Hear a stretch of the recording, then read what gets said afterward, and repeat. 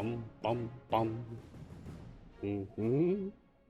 Bum ba da dum ba da da da da da. Bum. Greetings, champions. Welcome to Mars Guiding Hand. I'm Mars, and this is Idle Champions of the Forgotten Realms, which is pretty much my favorite video game of all time at this point. So, on this partner stream, we take a look at the latest content, such as the current event that started today. We discuss high-level strategies, we answer any questions you may have about the game. The show is meant to be approachable for veteran players and new players alike, and anyone in between. So, take my hand, let's get started. Okay. So, I don't want to waste any time here. I am sitting on stage 1 of the unlock mission for Havilar. I'm just going to go ahead and blitz through this mission real quick so we can grab Havilar and then start playing around with her in our formations. Hey! Thank you, C&E, for the plug in the game. It always makes me happy seeing that. Okay, great. I'm going to throw on some speed potions to make this go a little faster. I just really want to get Havilar, sink my teeth into her. Wait, no, that's... I mean... into... using the new character in my formations. That came out wrong. Hello, everyone in the chat. Good to see you guys. I see, several people from the Discord, as well as a couple of C&E people, and some new names. Hello. Welcome. Good afternoon. Yeah, so I guess the elephant in the room is, what's going on here? I don't know. I don't know. I talked about this on the Discord, almost an hour ago. I have way more event tokens than I should have. I have the blessing that gives me 2,500 tokens to start an event with, but that's 40 times as much, and I don't know what happened. Anyway, other than that, I'm excited for getting to the Grand Revel event that started today. Bringing back a couple of fun champions from the past. I remember Birdsong was a big hit when she first landed, and she's kind of fallen off the wayside by now, unfortunately. And it's not because she's a bad character. It's just that the nature of the meta has shifted around, and other champions have been released, and, well, anyway.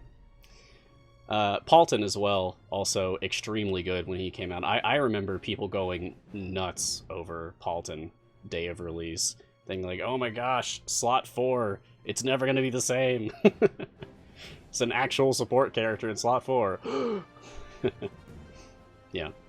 But Havilar, this is who I'm most excited about today. Yeah. Okay, and we're going to be getting to her as soon as we can. You sorted the token issue? Oh, fantastic. Congratulations.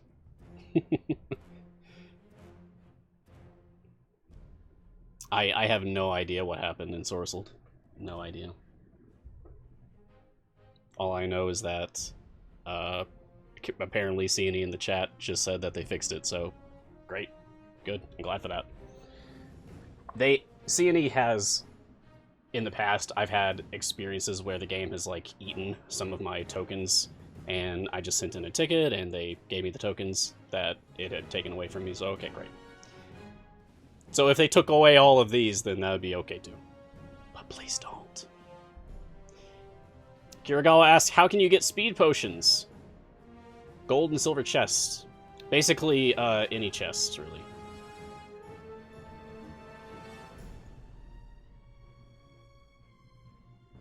I bet if I open up some of these, you can see.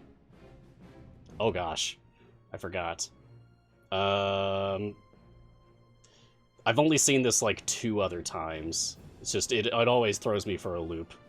I'm not used to seeing that screen for a chest pack. seeing he was kind enough to apply some of the missing content that I had on this this account, just so I can show off some cool things for you guys. Like, as soon as we can get up to the point where we can use her, I will happily throw Frida into the formation here and put her Devil Frida skin on. It's exciting. I figured that would be really cool to use Frida alongside Havilar today, if we can. And if we can't get our favor up enough to actually use like a full kind of tiefling formation today, then certainly next week for next week's show. We can definitely do that then. I know for a fact that I could probably hit it around E20 favor on my first run if I really pushed for it. But I think that'd be kind of boring for you guys, so let's play the game normally instead.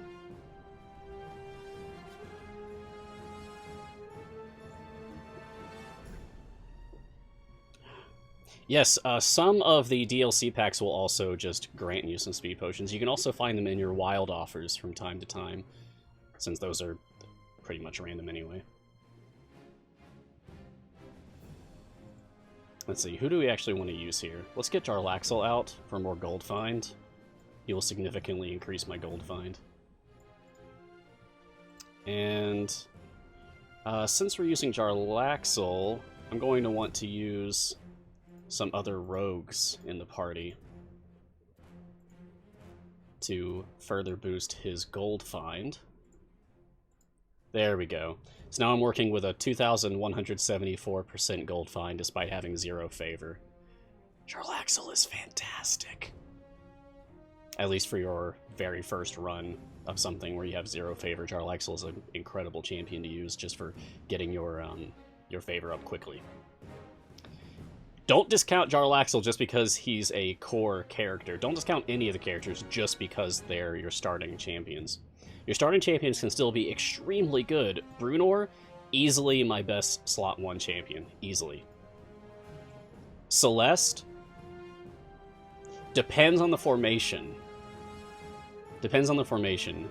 I know that up until the point that I reach my level cap, my Celeste beats out my Korth, but once I'm at level cap, my Korth beats out Celeste. Oh, here we go. We can actually do Frida now. Yeah!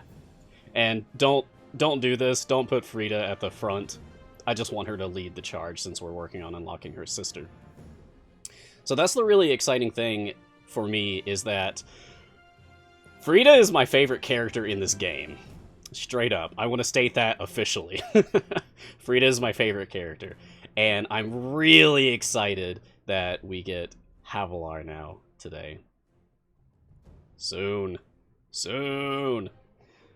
Not only is Havilar also a tiefling, which is cool in its own right, but as far as Dungeons & Dragons goes, I've been playing D&D for 20 years! 20 years I've been playing Dungeons & Dragons, and my favorite weapon to use on any character is a glaive. It's basically a sword on a stick. What's not to love? So, for... Oh, great. Okay, now we're gonna have her. For, we should get some more favor, because we're not gonna be able to use her on our next run if we don't go a little bit further first. Okay, anyway. Try 40 years. Wow! I mean, not a competition, but wow! That's a long time. Can I do a review of Paulton and Birdsong? Oh, yeah, of course. Sure thing. No problem. Let me go ahead and get Paulton going first, because we can't access Birdsong yet.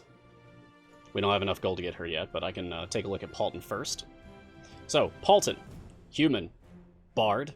Chaotic neutral. He's a support character and a gold character. Once upon a time, Slot 4 had only gold find characters. And this was fine, but then when Paulton came along, he shook everything up, because now we had a support character to consider for Slot 4. That changed the meta. That changed what formations looked like. And it was a really, really exciting time. Also, surprisingly good DPS. If you've never tried Paulton DPS, give it a shot. It's nothing like it's nothing like it is now with certain champions being way too strong, Kroll. But Paulton's still like a respectable DPS in his own right. Stokey was poor. Yeah, true. But, I mean, I didn't use her. I don't know about you. Did you use Stokey often, Garwar? Original Stokey? I didn't. No way. Stokey's very good now. Good afternoon, Christopher. Yeah, super secret Paulton DPS, exactly. I've always considered Paulton to be like one of the secret DPS characters.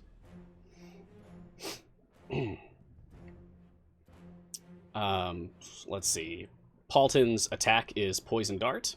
He attacks with the Poison Dart. Paulton attacks too sometimes, or Simon attacks with the Poison Dart. Simon would be the little murder bot hanging out on his shoulder there. I'm gonna move him where you can see him a little bit better. Can we get Birdsong out here soon? I hope so. Yes, my son! Paulton does have some interesting animations where he's either just kind of standing there doing nothing, or he takes a drink, which he does pretty often, or he will use a magical attack with music from his bagpipes. But Simon consistently shoots a Poison Dart. Now, one of the most interesting things about Paulton is his ultimate, Thunder Wave. Paulton wields the legendary Sun Sword.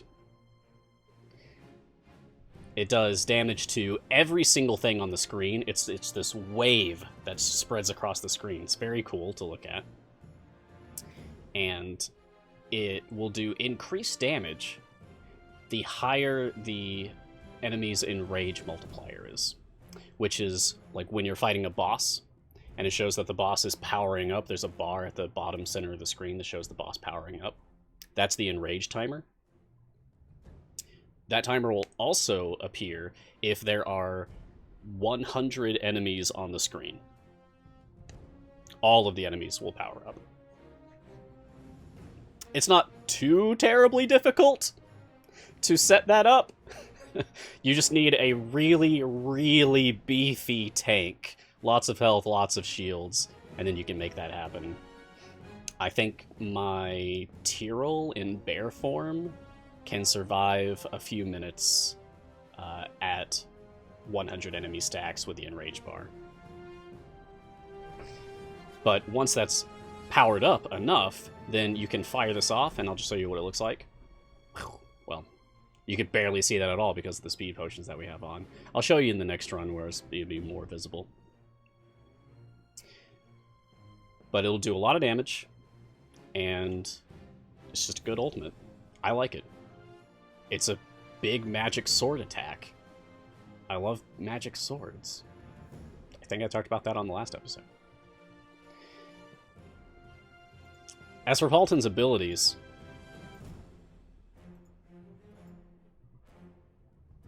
so Paulton, his lucky ability increases the party's gold find for every champion adjacent to him. So you want him to be like surrounded by people. What's a good position here? This would be a good position. We can get 5 adjacent to him here. So that'll be a lot of gold find. Of course, it's nothing compared to what we have on our Jalaxel right now, but we're using Paulton just for the fun of it, talking about it. Yeah, Giant Dwarf points out, sad about the Sun Sword, that it only does 1 hit.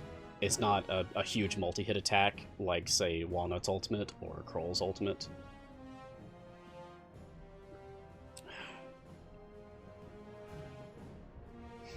But if you're not looking at Paulton for gold find, then you are looking at him for magical secrets, which is his support ability, increasing the damage of champions that are not adjacent to him for every champion that is adjacent to him. And later on, we'll get Edgy, which will further increase the effect of magical secrets if he's on the edge of the formation. And where exactly the edge is defined is... well, it depends on what your formation shape is. Experiment. You'll be able to find the edge on your own. When you're moving Paulton around, if you suddenly see his bonus spike up, you got him on the edge. Good job. I'm going to switch him back to Jarlaxle for more gold find.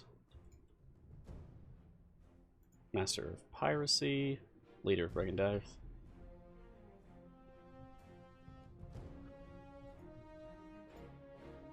Okay, great.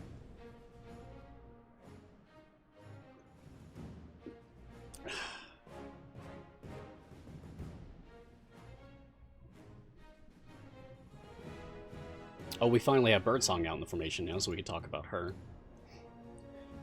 Birdsong is currently our only Tabaxi, the cat folk characters of Dungeons & Dragons. She's actually a native of Chult. So this adventure takes place in the Tomb of Annihilation storyline, I suppose. This adventure.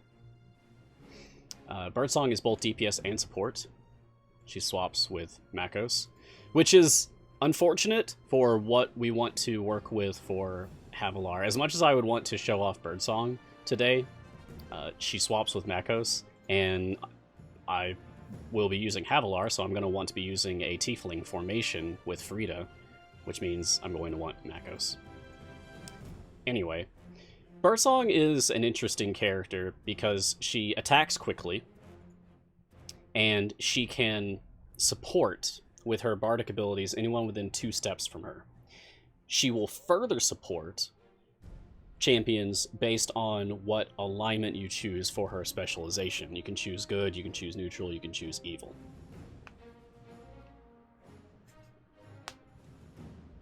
And I believe it can be usurped and observed for Archon and Artemis, respectively.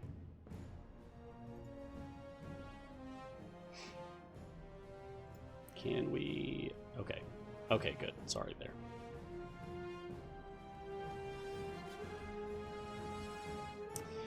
Tempo of Victory is an important effect, an important ability for Birdsong to increase her supporting capacity, but it requires her to basically be set up as your DPS. So she'll be supporting herself, in which case you'll want to choose her neutral alignment specialization because she herself is lawful neutral.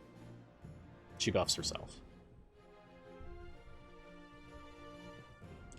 You know, I said Makos as well, Giant Dwarf, for the longest time until I started hearing C&E refer to him as Makos on stream. I just try to copy whatever they say.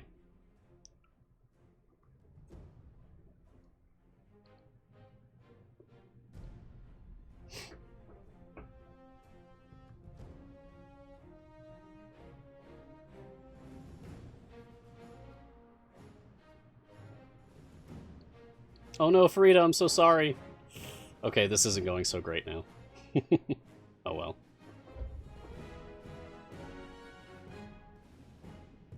Yeah, we're just going to get past this boss and then I'll reset.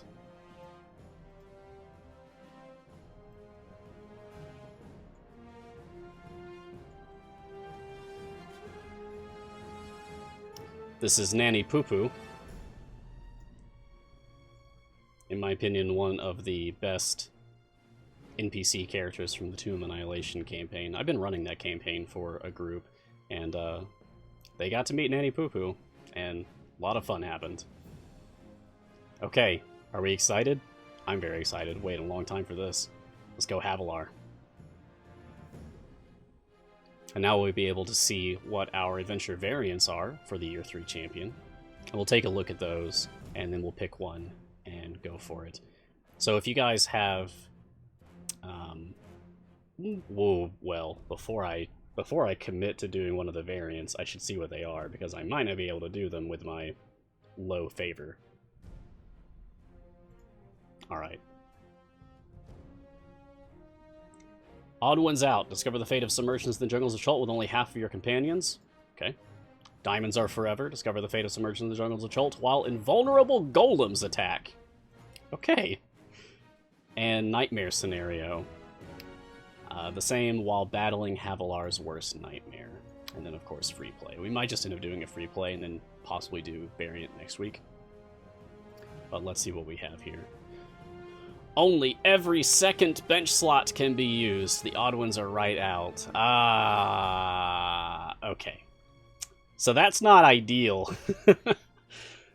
That's not ideal because Frida is slot 7, and I really want to play with Frida and Havilar together. If I can't use odd champion slots, then I'm not going to do this one today. Diamonds Are Forever has invulnerable golems, diamond golems that attack us, which is pretty cool. I really want to see what those look like.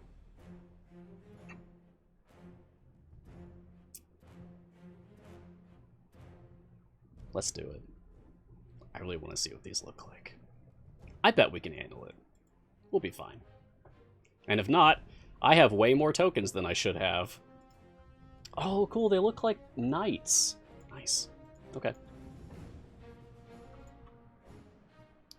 So not only are they invulnerable, but the familiars also completely ignore them. And now there's 4 of them. Uh-oh. That's not good. That's very much not good. Jetacera, you want to see how far my Frida's gear is? Okay. Sure.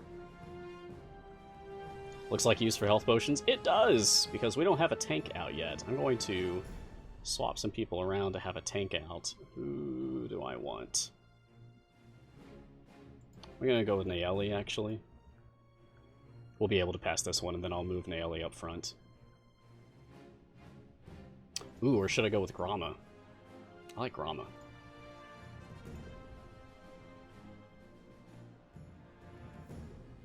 Come on, Grama. Grama, Grama, Grama.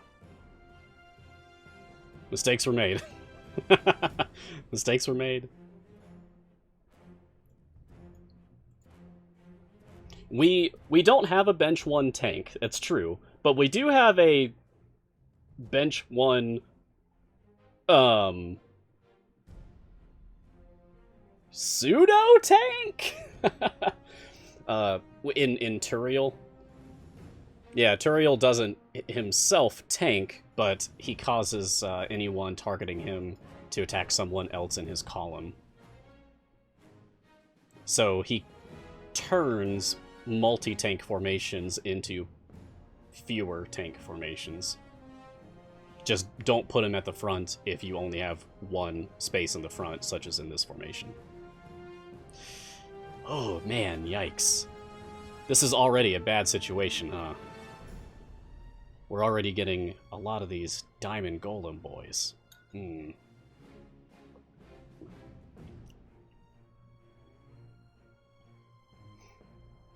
So I know some of you out there are speed demons. Some people out there already have Havilar, certainly, and are already forming opinions. If you have Havilar, what do you think? Let's get some discussion going if we can.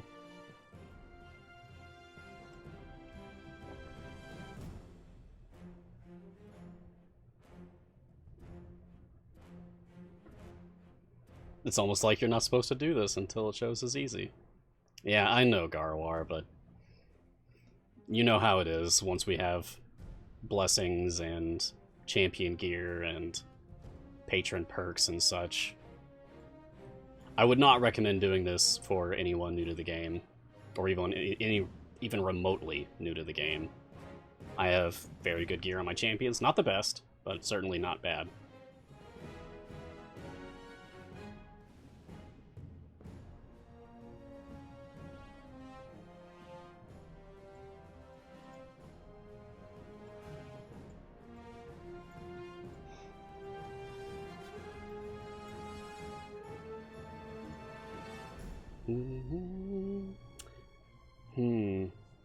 Let me think. Where am I going to want Regis positioned?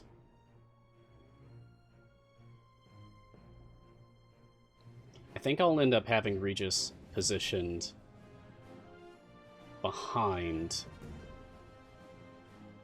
the 3rd column. So I will push his Ruby Encouragement to the front.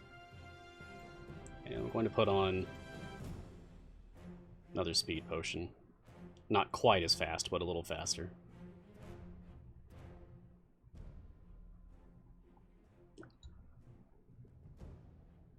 Yeah, as Garwar says, if you're a newer player, you should absolutely pay more attention to the difficulty ratings on an adventure. I would not recommend doing an adventure if it says anything more than easy. Maybe consider it if it's fair, but don't go in with confidence at that point. Keep grinding for favor. Keep getting more gear.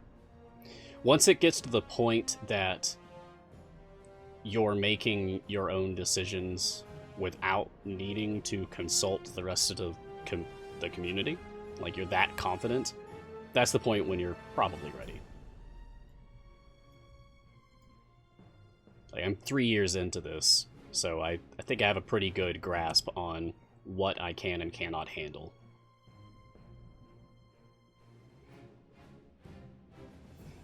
Do patron perks make much difference? You haven't bothered to unlock them yet. They make a difference. I wouldn't say it's a huge difference.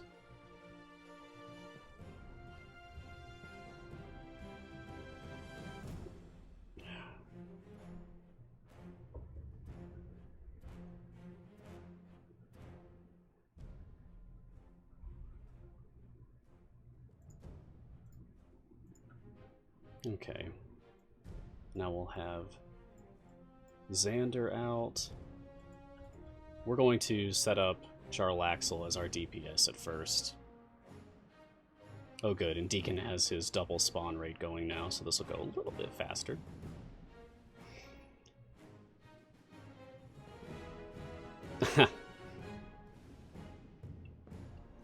You're welcome, Gandalf.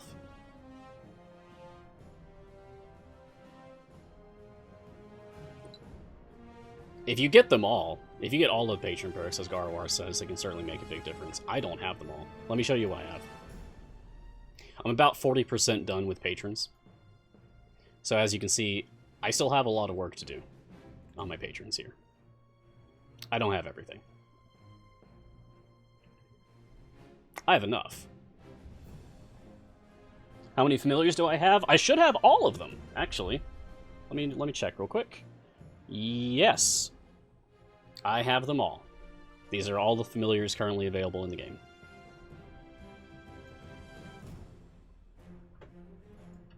Ooh. Yeah. Okay. This is my first time using Devil Frida. Excellent. She's not on the screen yet, but she'll be there soon.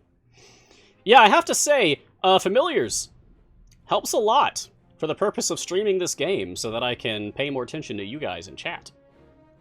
It can be difficult to multitask, but if I can have familiars doing some of the more menial labor for me, then I can chat with you guys more easily. Hello. Thank you all for being here, those of you who are here. Happy to have you.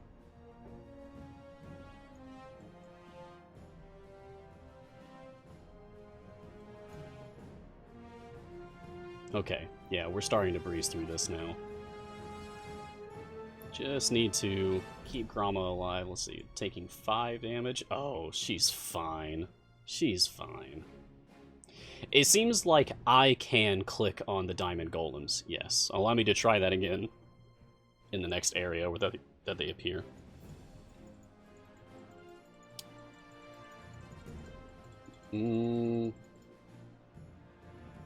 Yes and no?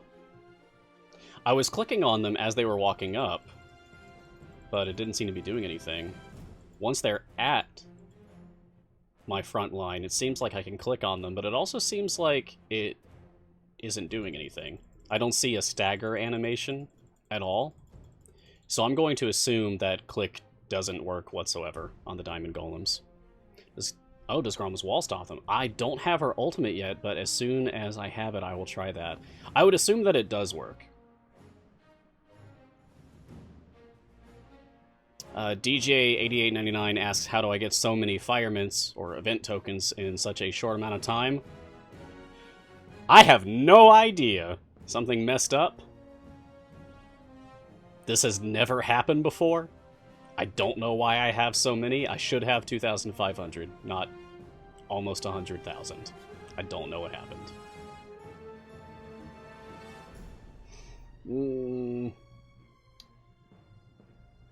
I would take Epic Tale of Little Kobold if I knew for sure where I wanted Deacon to be positioned in the formation, but I don't yet. I don't know what my final formation is going to look like. So I'm going to take Doom Doom Doom, affecting all champions, so that his position doesn't matter.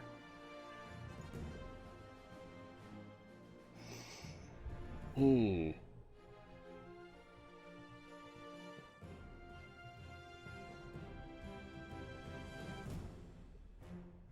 think actually I'm going to go for Magic and transition into using Frida DPS here.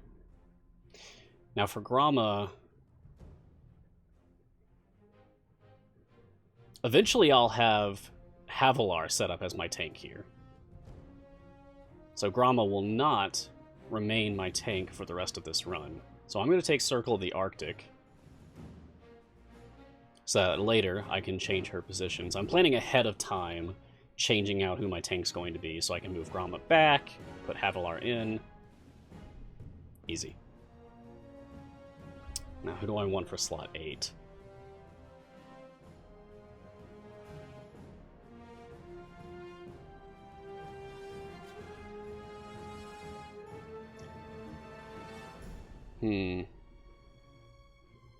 I certainly enjoy Circle the Mountain as well, Raycool. But only if Gromma is tanking. She currently is, but it will not stay that way. I'll be moving her.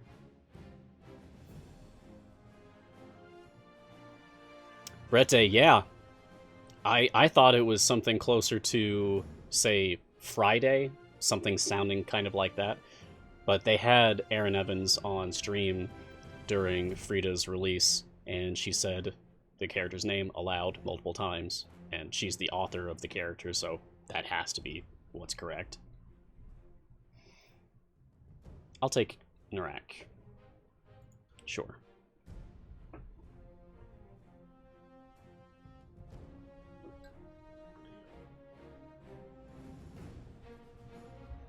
Temens, I'm sorry, I cannot answer that. Strictly speaking, I don't develop this game. I am a hardcore player of this game, moderator, community leader, etc., etc. But I can't tell you if there are new familiars coming or not. I don't know. I hope so.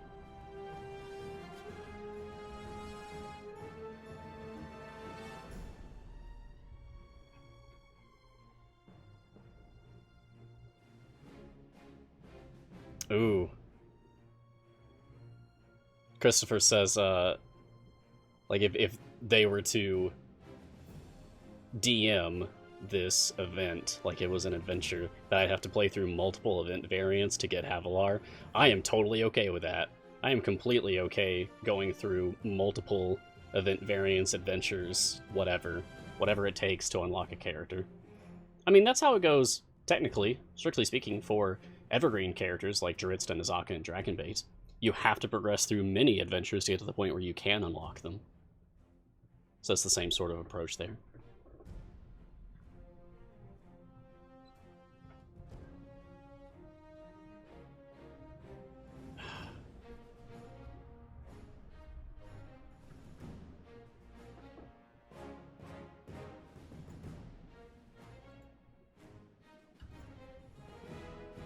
Okay, let's go ahead and move Frida into position to be our DPS now. So I'm going to switch this around. Actually, yeah, let's bring in Paulton.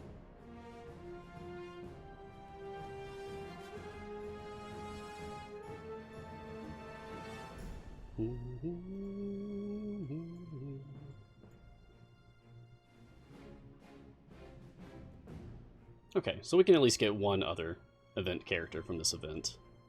Hey, there she is. Hello, Havilar. How are you? Let's take a look at Havilar. Havilar. Tiefling fighter, chaotic good, a tank and support champion. Havilar's twin sister Frida has always been the smart one and the responsible one, but that's alright. Havilar is definitely the tough one, the funny one, the pretty one, despite being identical twins. Plus, Havilar has a Hellhound, even if it means she's a sort of but not quite chosen of Asmodeus too. Not that anyone asked Havi about that. But he should know her glaive is as good as her right hand, and she can slice a devil as well as an orc, a zombie, or any other villain. If you haven't taken the chance to see Aaron Evans' own portrayal of Havilar at the table, like for playing Dungeons & Dragons, check out in the latest blog post that CNE posted, they included a link to the recording of Aaron Evans playing alongside the cast of High Rollers, Erois, with a bonus guest, Paulton. Yeah, you can watch Havilar, Ayla, Kilek, and Paulton all adventure together. I watched that again last night, and it was hilarious. Really enjoyed that. Unfortunately, she's not in the formation yet. But we'll get her soon. She fights with a glaive, my favorite weapon. Really excited about that. Now she and Narak can be polearm buddies. Yay! Oh, you have another interview with Aaron Evans on stream tomorrow. Fantastic! Excellent. Then you can probably hear her pronunciation of Frida and Havilar personally tomorrow.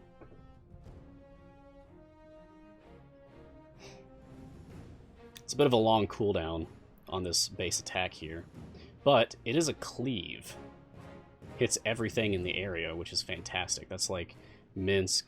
That's like, who else has a cleave?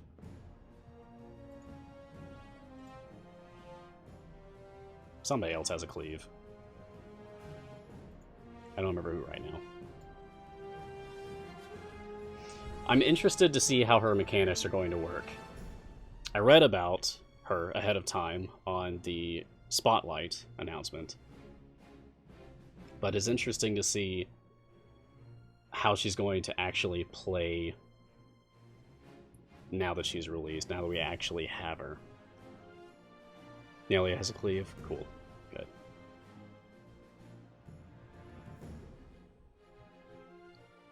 She was changed from the blog, Garwar says. Really? What got changed?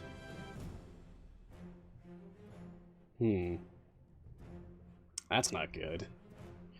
Although it does pique my curiosity even more. I wonder what they had to change. Leadership Summit is going to be an interesting ability just because, like, that's her positioning ability.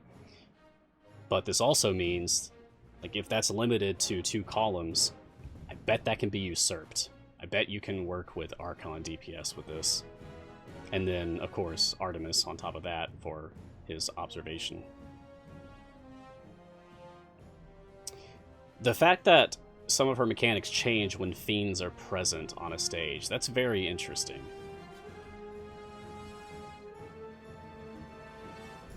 And then Battle Master. This is cool. This will be once you have enemies stacking up on your tank, which would be her. It makes me wonder what people are going to use her for more, tanking or support. Like, if she is still a good enough support to warrant using someone else as a tank if you have a better tank to use.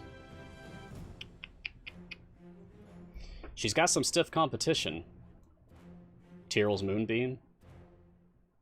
Or Wolfgar at all for Companions of the Hall formations. Ah! Okay, we can finally use her now. There she is. Huzzah! Havilar and Frida finally united in Idle Champions. Beautiful. Beautiful.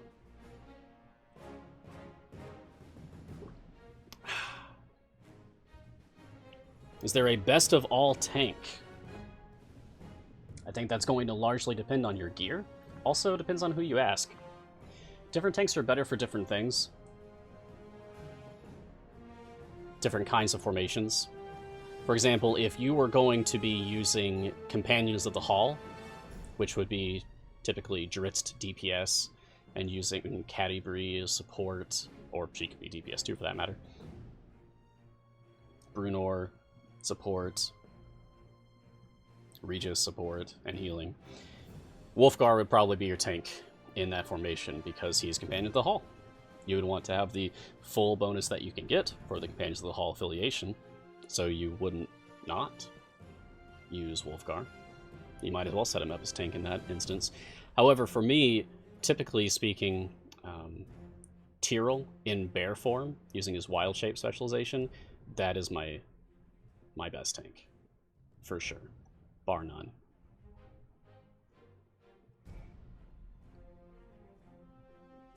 Nightmare says that they'd love to see Faria's Pact, yeah, and Hellish Rebuke be increased a bit further if Havi's print. That would be really cool. I like that idea. Like, if you're specifically using Havilar, maybe Havilar counts as 2 Tieflings or something for the purpose of increasing Frida's Pact family ability. That's not how it works, to be clear, but that would be neat. I would like that.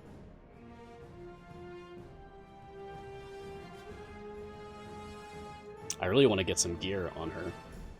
I don't like seeing these empty equipment slots. But don't worry, I will certainly have that fixed for next time. Got a lot of event tokens to burn through here. It's a lot of free plays. Oh,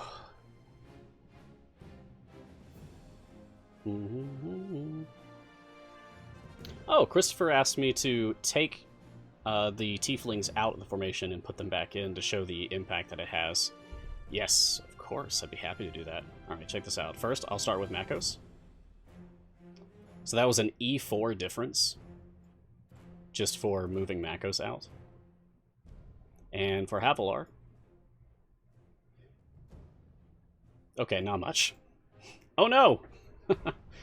They got past my tank line.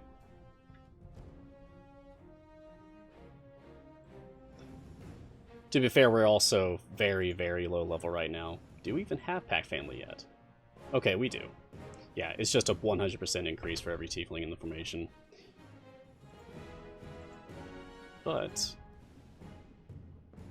we can make that go up a little bit higher once we get 1 more Tiefling. And then we'll have maximum Tieflings currently for the game, once we put Strix in. Who are we going to get rid of in favor of Strix? Xander? Probably Xander.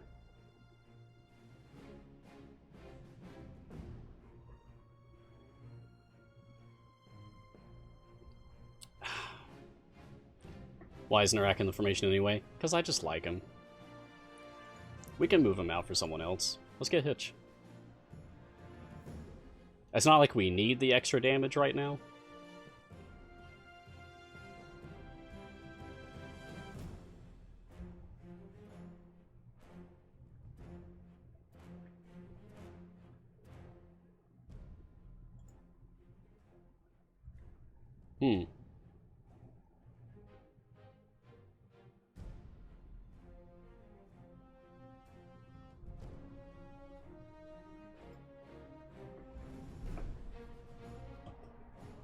Yeah, Rosie's certainly not a tank.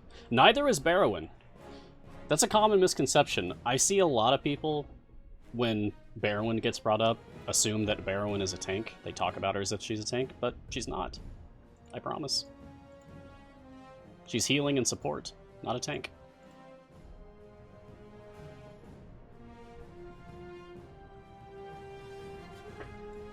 She can be made to behave like a tank, much in the same way that Artemis can be made to behave like a tank.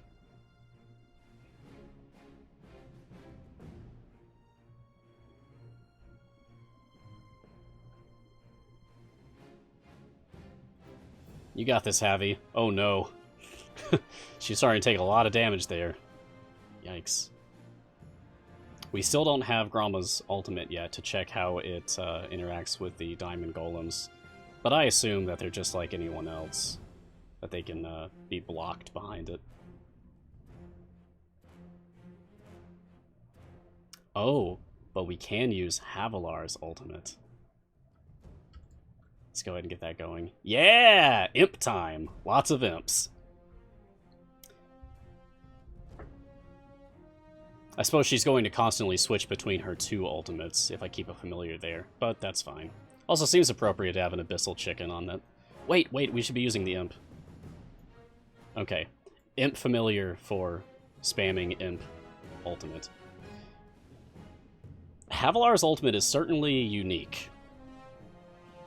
It switches between two different ultimates. She's either summoning imps or causing them to make a heroic sacrifice.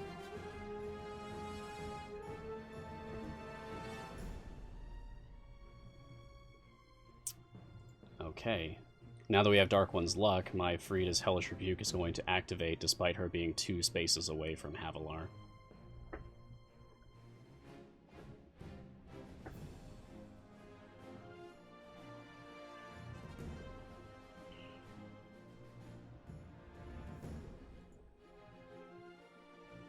Okay, now we can have Strix in here for one more Tiefling.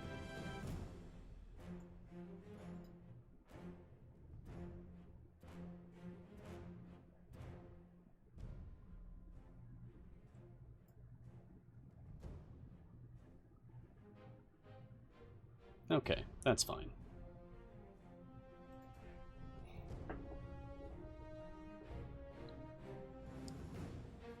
Velisir asks, in which mission in Waterdeep Dragon Heist can you farm favor more easily? I don't have a preference. I typically just go with building trust, one of the earliest ones, for pushing my wall to get favor, etc. It doesn't feel like to me that the Waterdeep campaign has a specific adventure that is better than all of the others for farming. Yeah, some people like Attack on the Manor. Likewise, for Tomb of Annihilation, there's just a handful that I see people typically suggest, either Ring of Regeneration, or Running of the Sores, or Rescue in the Jungle. I usually see one of those 3 being suggested. But for Waterdeep, it's not even so much that. It's just pick one. Pick one that you like, or mix it up and do different ones. No, I don't believe that Shandy is keeping up her dash, but I simply like using her. We can swap her out, use someone else. How about Krull? People like Krull, right? Plus we get to see Krull's excellent Krampus skin.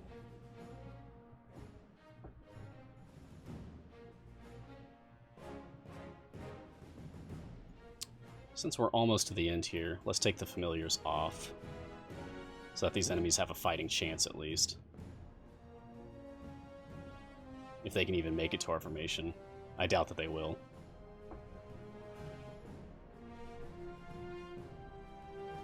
Just need a Tiefling healer now, Nightmare says. Oh yeah. Is that the only role we're missing? Let's see, we have tank, support, DPS. Not gold. I don't think we have a gold role on a Tiefling yet. So we need gold and healing. Can you imagine a Tiefling character that fits a gold and healing role? Interesting. Wonder what that would be like. Makos! Yes, Makos has gold. Of course. Wow. It's been so long since I've used Makos for gold find. So long. I remember those are the days way back using Makos for gold farming. We completed Diamonds Are Forever. Should we go a little bit further or should we just stop here? I feel like we've pretty much seen what there is to see with this adventure. Kind of feel like we should just reset this and go into another variant. But before we do, let me drop this ultimate. Boop. Aha! Alright, I can confirm for you guys that anything that blocks enemies is going to block the diamond golems. So if you're having trouble with this adventure variant, then try using any displacement ultimates, like Ashara's pushback, Farida's pushback, Grama's wall, Puent's kind of roundup, likewise Warden's roundup ultimate, just to get them off of your tank Might give you time to refresh shields or heals or just use some potions or something. Just buy you a little bit of extra time. That might help you with progressing. Just like, use the same strategy that you would for the Durable Deep adventure variant. I imagine that those same ideas would apply here. Just not the same multi-hit approach that you might use for Durable Deep. Turiel Ultimate is another pushback. Dawnar, in general, might be very good. Let's try something. I want to see if Dawnar can even affect them. They may not take damage, but can Dawnar at least shove them backwards? Can he still affect them with his ability? With his attack? I'm not seeing Dawnar use his attack here. So it looks like you would have to use ultimates to push back, to displace, to block. I don't think basic attacks are going to help you against the diamond golems, unfortunately. That'd be too easy, though. Okay. So slightly different approach than you would for Durable Deep. Cool, though. I like the design of the diamond golems. I like the color that they use. It's very glassy. Certainly seems like diamonds to me. Alright, let's go ahead and reset this. Let's do the next boss first. Come on. One more boss. I hate resetting when I'm like one stage away from getting another boss kill. Okay, there we go. Vlanya! Oh, I'm so glad I checked the chat before we hopped out of here. I would love to check if Vlanya's ultimate works. Can we get her up high enough to use it? Doesn't look like it. Darn. Can we just get some gold, please? Sure, pilfer, whatever.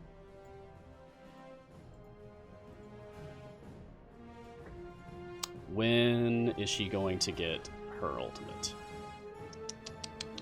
Okay.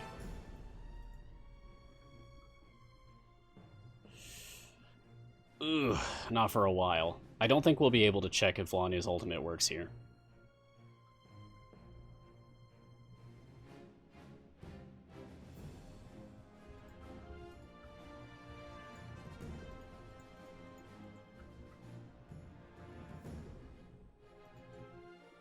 But we can try.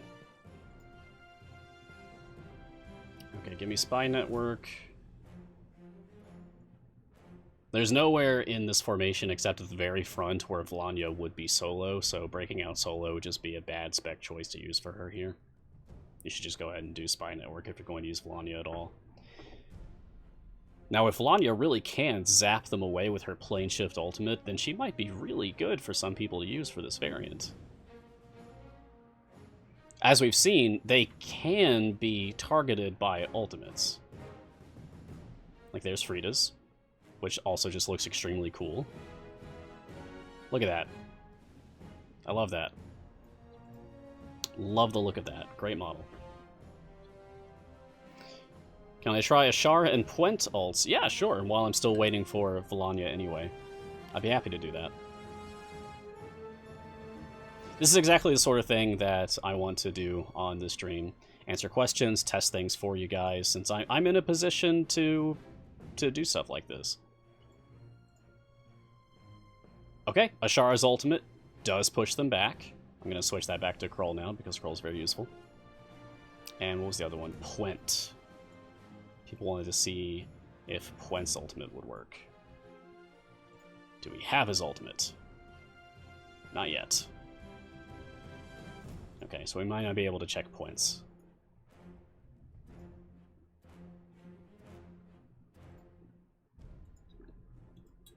If you're interested in this Frida skin, you can find it via the shop, the Patron shop.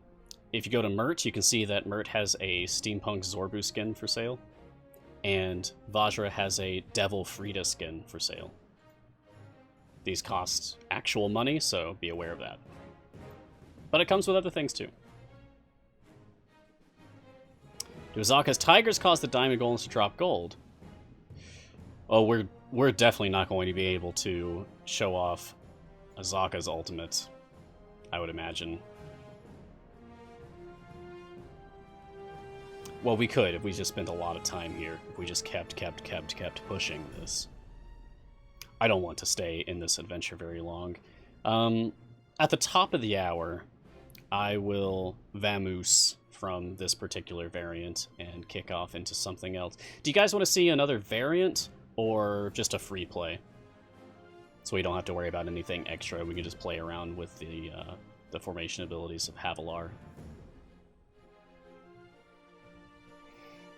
Oh, thank you, Split Kid, for checking what we require for that. So we're almost there for Vlania, but we're pretty far away for Puent.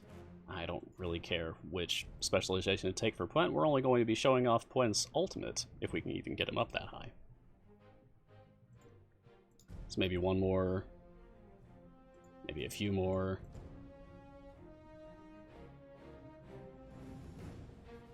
Oh, okay, we need E23 for Vlania.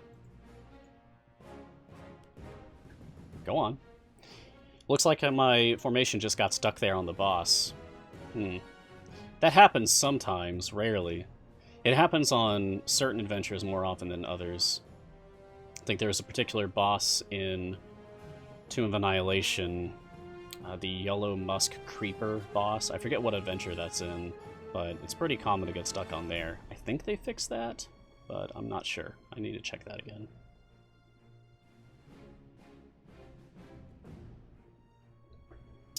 Silent Guy asks, short newbie question, totally fine. Questions of all experience levels are welcomed here. I was once a newbie too. Do the perks and abilities granted by blessings only affect adventures that earn that blessing and favor? Yes and no! So when you look at your blessings, for example, I'll use Tier 1 of Torm blessings. Anything on the left only affects your adventures in the Grand Tour of the Sword Coast campaign. Anything on the right affects all of your adventures everywhere. These are also referred to as global blessings. So these are really important, and that's why these are always very expensive. Because it will also apply to events. I got stuck again. And time gates.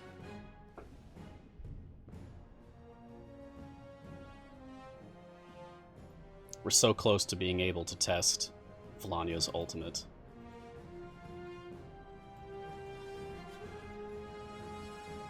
I'm just going to throw bounty contracts at her. This is giving us favor for resetting the run anyway. I'd like to be able to use more than 10 at a time.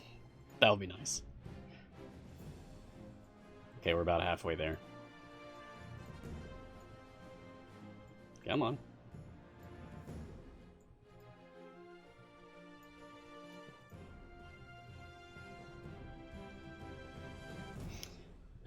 Alright, unfortunately we still need to wait a little bit more for Vlania's ultimate. This is the last thing I'm going to check, though. Is there anything else we can check before then?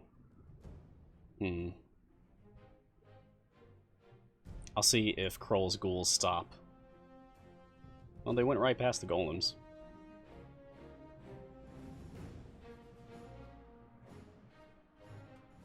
Brette, there is no penalty for recovering patron favor for patron perks. You can freely reset patron perks. Like, I will reset my Vajra perks right now. Boop. Costs nothing to do so.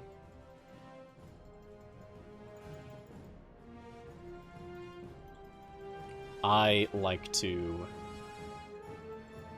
prioritize the global effects from patron perks, personally, so I can use them everywhere.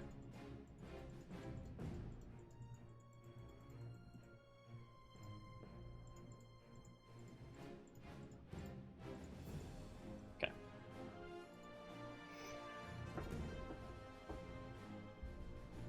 I just need a little bit more gold. Just a little bit more. Oh, that's not going to be anything. Okay. Can we move some people around for gold find then?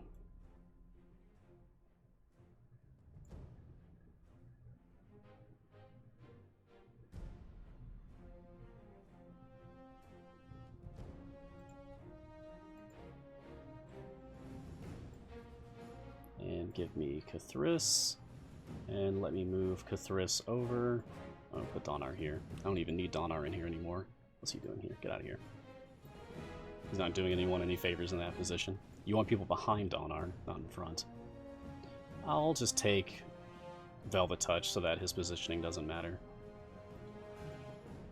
Now, Cathris is decreasing my gold find by a paltry amount. Reduce gold find by 10%. But now if we look at Jarlaxle, he increases gold find by 25% for each drought or rogue champion in the formation. So that's a net increase of 15%. And that's before any further enhancements to Jarlaxle's gold find. I got stuck again. Okay, so that may be something to watch out for as you're progressing through the current event, or at least possibly this adventure variant specifically. Watch out for getting stuck on the victory animation on boss stages. That's happened 3 or 4 times now on this stream, so be forewarned. Yes, patron influence for patron perks. Works a little bit differently than favor. It's good not to get the terms mixed up. You can technically negate Cathris's gold reduction with his gold feat. Oh. That's a nice tip. I don't have it yet. Not only negate, but in fact make a profit. A 25% increase with a 10% reduction, 15% overall. It's very nice. Soon.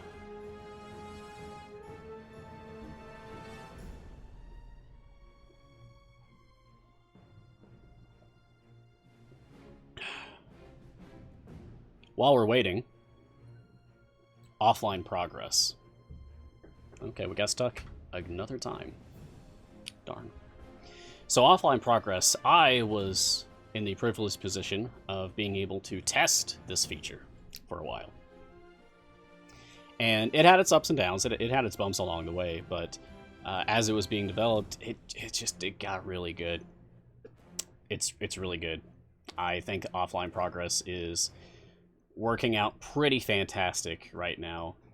In my experience, it has been pretty much consistent. There's only been a few hiccups here and there. And also, it will work for just about whatever you assume it'll work for. If you have Zorbu set up to kill enemies, will Zorbu still get his kill counts increased while you're offline? Yes. Yes, he will.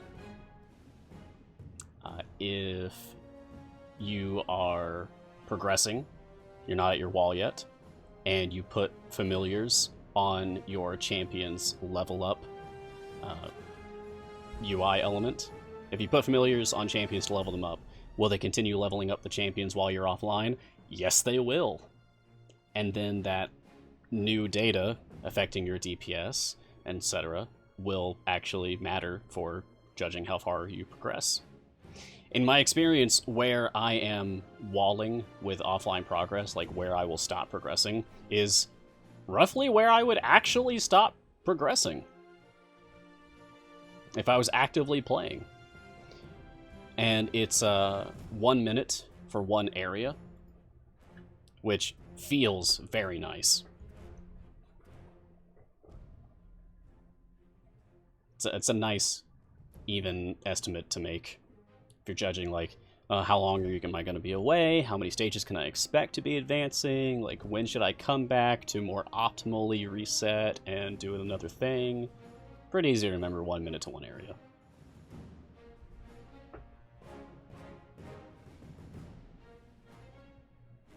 Yes, anyone who doesn't know yet, offline progress, it's a thing, it's out. Check your changelog. Updated event Grand Revel, second bullet point. Enabled offline progress for all players. Simulates the time you're offline, allows you to progress even while the game is closed. Supported mechanisms include area progress, champion level ups, if you have familiars on them, and some minor farming support, such as Zorbu farming, which I talked about. Greatly enhanced mobile and console play. You'll no longer need to leave the game running to make progress. It's very good. It is absolutely a game changer, as Zeke says. I have had friends pick up the game and stop playing just because it didn't have offline progress before. Well, it does now. So where are my friends at? Get back to the game. You can enjoy it without having to keep it open all the time now. Hey, Volania finally has her ultimate. Great. Let's try it. Zoop! No! No effect. Okay. Well, I'm glad that we waited to see what would happen there. So it seems they really are completely invulnerable. You can physically stop them from getting to you. You can push them back with ultimates. You can put walls up, etc. But don't expect that anything that would kill them would actually work. Even if it's an instantaneous kill. Yeah, it may be that they are considered obstacles instead of enemies? I don't know. I don't know how the code works for stuff like that. But I feel like we learned something. Plens would probably work. Likewise with wardens. Can we do wardens?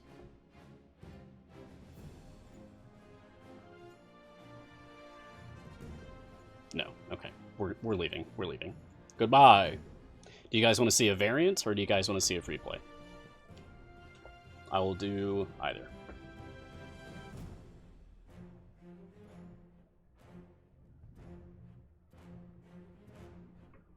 Are Steam and mobile versions linked? No. I guess asked a lot, and no. Every platform of the game is separate. So I have multiple accounts on multiple devices, and they are all completely distinct. This is simply my most successful account.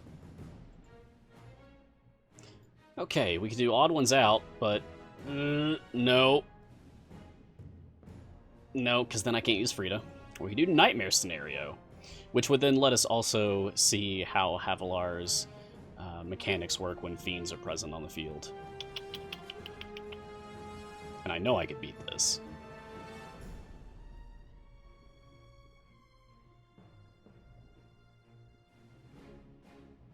This is a mistake. Let's do it. It's fun to make mistakes. Oh no, Abyssal Chickens! Great. I love how fast the Abyssal Chickens are, how rapidly they flap their wings, and just terrifying the way they come at you. Wow, Vrox and Dretches on the first stage too. Oh boy. There's a lot of fiends here. They weren't kidding. I was just expecting like an endless horde of imps or something, but no, they mixed it up. Different kinds of fiends. Cool.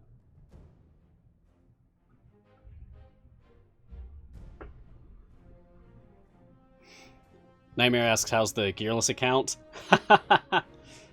I haven't played my Gearless account since Feast of the Moon. In fact, I'm still in a Century free play in Feast of the Moon. Yeah. My interest in the Gearless account quickly dropped off after I kind of broadcast the whole thing, showing off what it was like. It really is a lot of fun. I will sing the praises of going Gearless to my dying days. It really is a lot of fun, but boy is it taxing. It is rough not to be able to use speed potions. More than anything else, not to be able to use speed potions, just everything is so slow. That's rough. It's hard to get used to. After you play with like 10 times speed enough on, say, your main account, it's really hard to get used to only playing on 1 time speed forever. Okay, I'm going to get some extra gold find out here for Jarlaxle.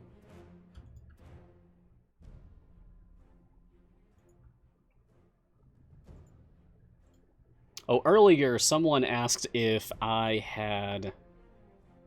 why I had Xander out.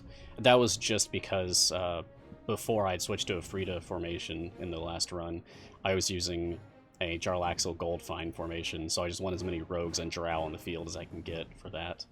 And that's what we're doing right now. Just for these early stages to get gold quickly, I am setting up just lots of rogues and Drow to further enhance Jarlaxle's Master of Piracy. So we're currently looking at nearly a 2,000% increase to gold find.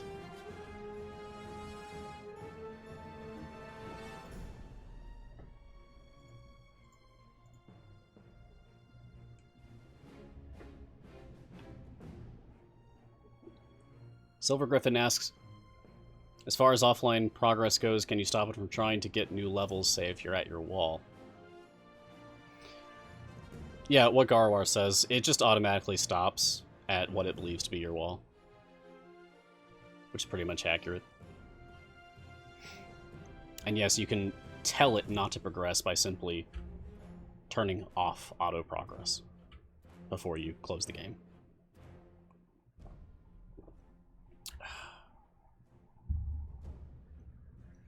Yeah, huge props to Peter for all the hard work on offline progress, and anyone else who is involved in its development. It is a thing of art. It's working out beautifully so far. Thank you for all of your hard work. And let's get Shandy out. Even more gold find for Jarlaxle.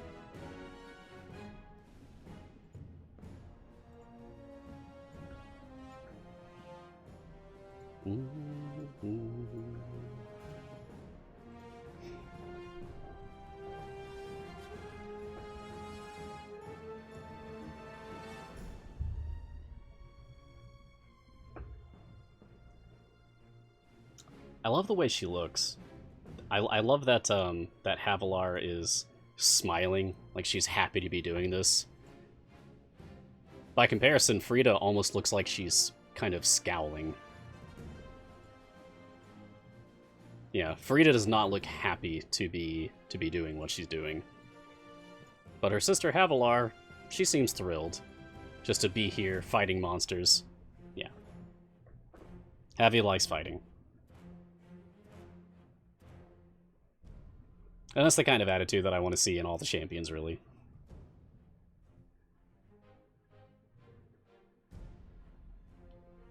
I should just use champions that are smiling, that look happy about it.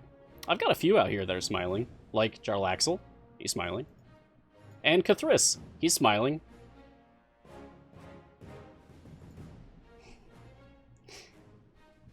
It's not really his face, but he wants you to think that he's smiling.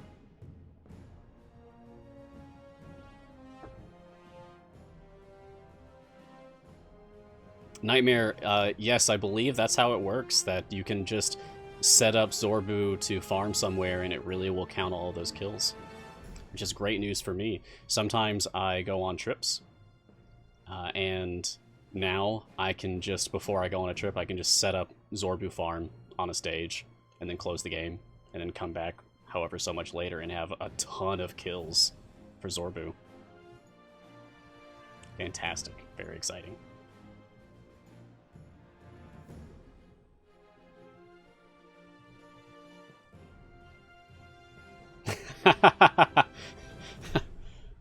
A patron limited to smiling champions. Yeah, like a positivity restriction. That would be interesting. Boy, it's hard to judge for some of them. Turiel's wearing a mask. We don't know what's going on behind there. Not true. On the gamepad UI, you can actually see Turiel's face. He's not smiling. And some of them are smiling in their gamepad UI portraits, but not in their classic, and vice versa. DJ asks if there's a way to get Black Viper to a good DPS. Black Viper's not in the best place right now for the current meta. You definitely want to max out her red gem upgrades, which caps at 6,500 red gems. That's when she stops getting more upgrades, permanent upgrades to her. But even then, she still needs some help.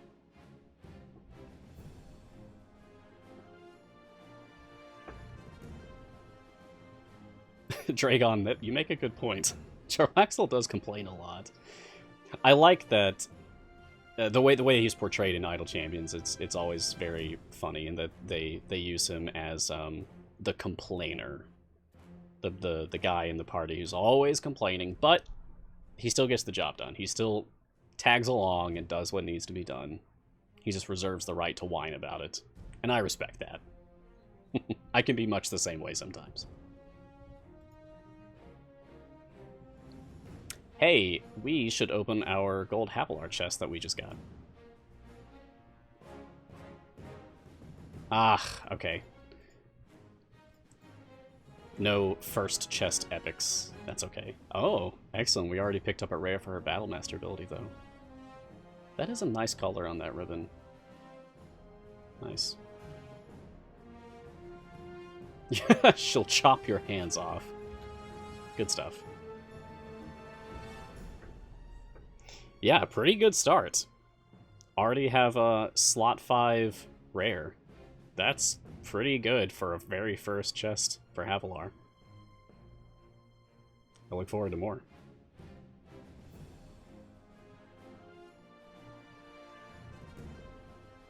Yeah, I think Jarlaxle just doesn't appreciate being a follower and not a leader.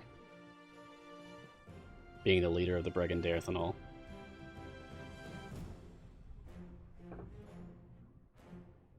Does that make the Brigandarth, like, sub-champions, in a sense?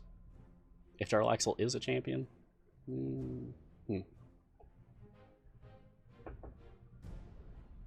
Oh, Broadface Killer, I actually don't know the answer to that question. Are potions consumed while in offline progress? I don't know that one. That may even be something that changed during the development.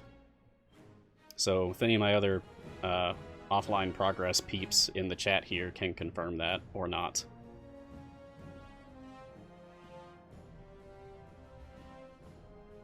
Garwar says he believes so, except for epics, which would make sense since epics don't expire, they last for the entire adventure. Raycool says the potions do not affect offline progress and do not tick down while offline. Okay, so there's already a disagreement. We'll see. Okay, maybe C&E can weigh in on that officially.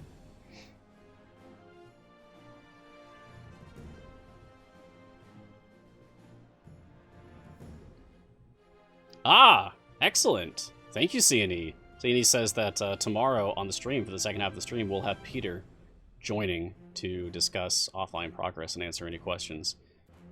That's exciting. I'll be there. Very cool.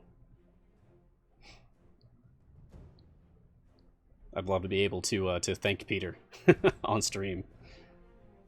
Some people have waited years for offline progress to finally be added to Idle Champions, and now that it's here, it's a very exciting day. It feels like a momentous occasion, honestly.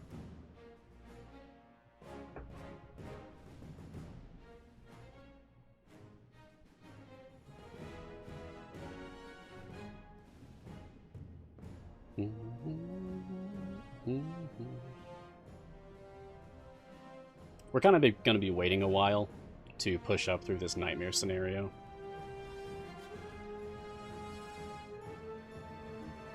At about stage 70-ish, 70 to 80 is probably where our click damage will fall off. And then I'll have to switch to actually using a formation that the damage matters for, probably.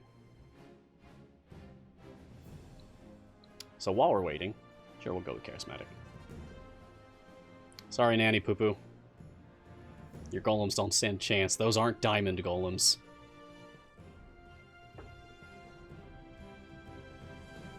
While we're waiting, I am going to open some chests. Let's start with this pack, because that's really exciting.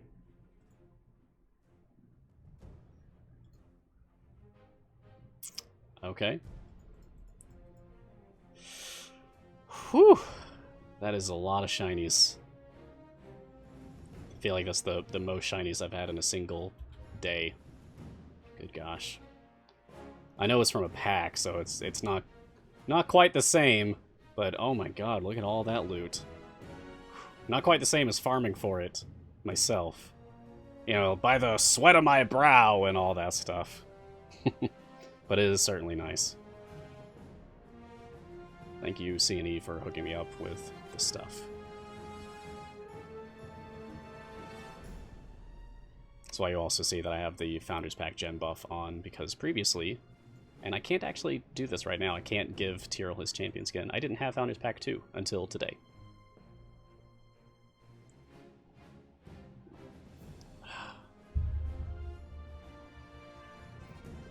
Yeah, no feat from 42 gold chests. That is surprising. I picked up a feat just last night, I believe, from a gold chest. I don't remember who it was for. Someone I don't regularly use.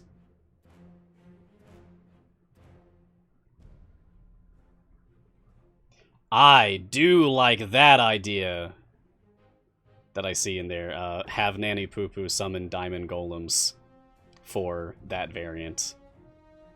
Yes. Yes. Do that. Make that happen. Make her summon diamond golems instead of flesh golems. Very good.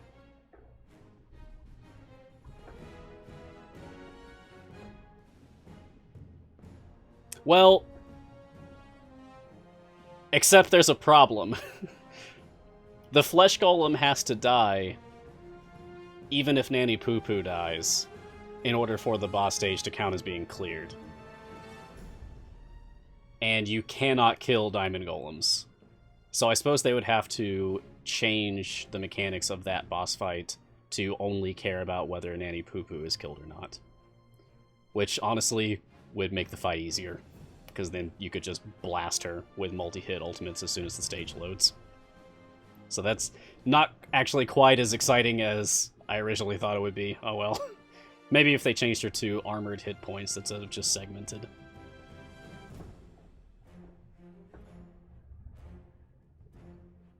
Are diamond golems included in buffs that stack based on attacking enemies and enemies on screen?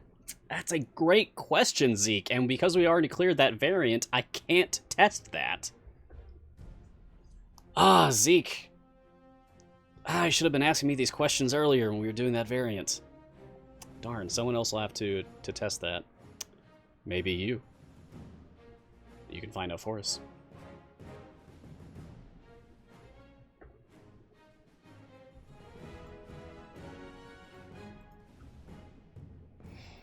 I'll take Ruby Encouragement ahead. Cobbleb Family, why not? Velvet Touch, why not? And I'll take Magic so I can set up for using Frida. It's getting about to the point, yeah, 70. Getting about to the point where I want to switch to using an actual formation here. Oh, Silesa's evaluation for Avalar is up. That was fast. Excellent. And I believe Garwar's stuff is also already up. If you're not aware, if you somehow came to the stream to engage with the community and are not aware of Garwar and Silesa already, you should be, because they make extremely good resources for our community, and very consistently as well.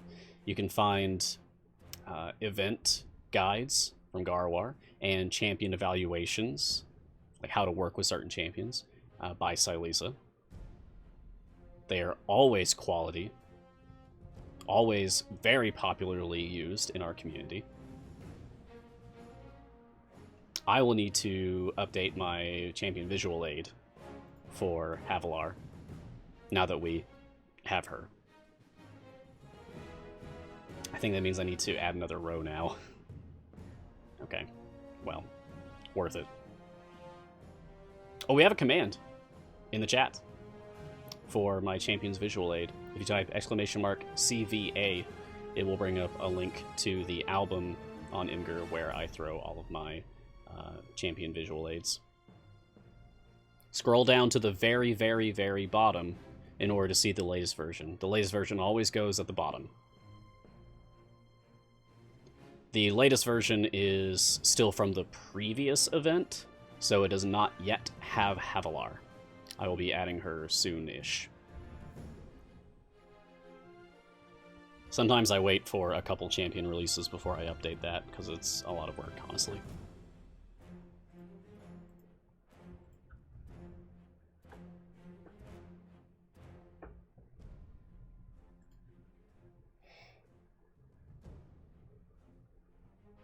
You know, I really like using Neris. I want to like Neris. I want to use Neris in more formations. I just think her spiritual weapon is very cool.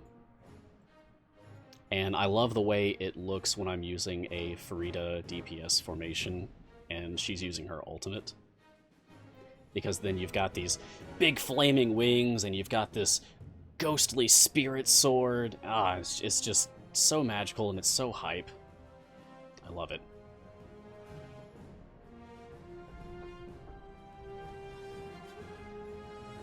Okay, let's switch this around to an actual formation.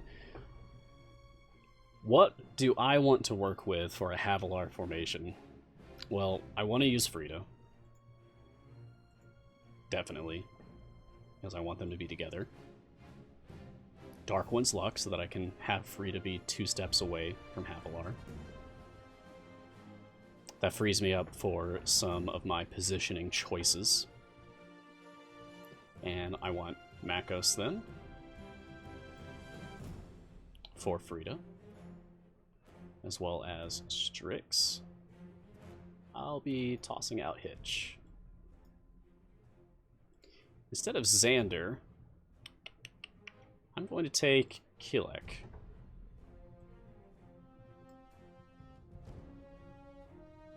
I'll take Empowered Blessing, so that champions 2 steps away from him count double for the purpose of the formation buff of his Blessing ability.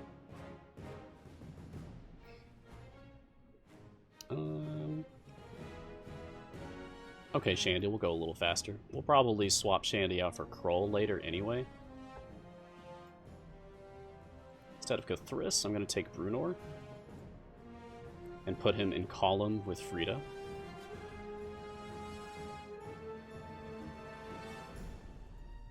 Instead of Spurt, I'll take Grama, and I will put her in Arctic Spec, so that she will apply a debuff to enemies that she strikes.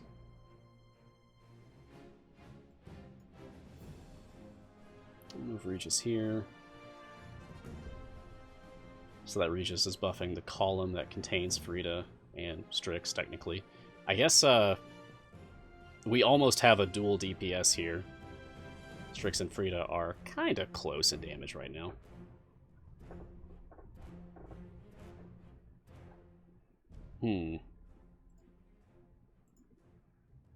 No, I don't think I want Hitch anymore. Or really anyone else in the slot. I'd like to put Neris in. Once we can afford her and get some upgrades on her. I suppose at the very least we could put Hitch instead of Jarlaxle so that he's actually buffing Frida. Jarlaxle's not doing anything. Jarlaxle's giving us gold, but we don't really need gold right now, we just need damage. I believe at this point we are going to be completely fine for pushing through stage 175 to complete this variant. I'm not worried about it. So while we're waiting, I want to do chests. Let's redeem our own chest code. It's one of my favorite moments of the stream every time. You know, sometimes I go out to the store just to get out of the house because I get tired of doing all of my shopping online. I just feel like I've shop home enough. Sorry. Alright. I'll stop.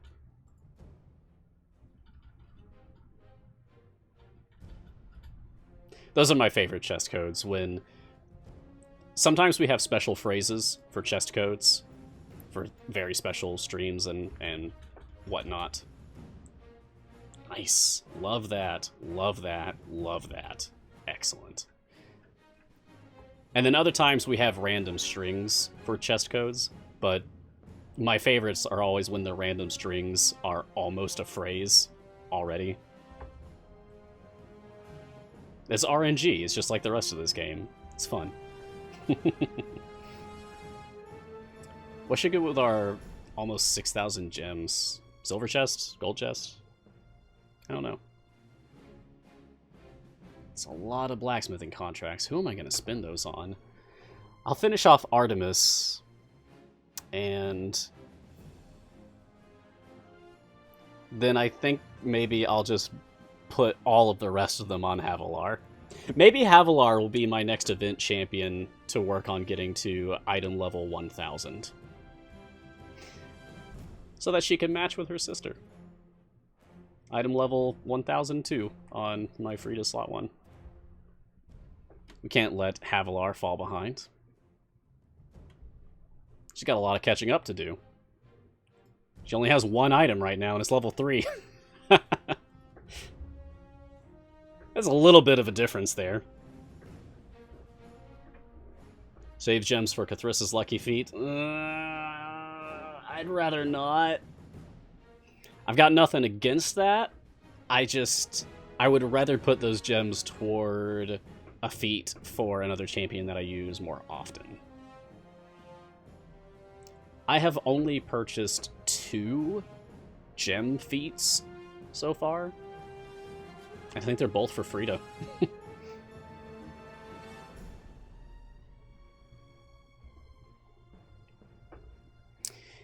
I agree, Rayan. The time gate change making you want to push up to the next 100 level, the next increment of 100 stages in the time gate.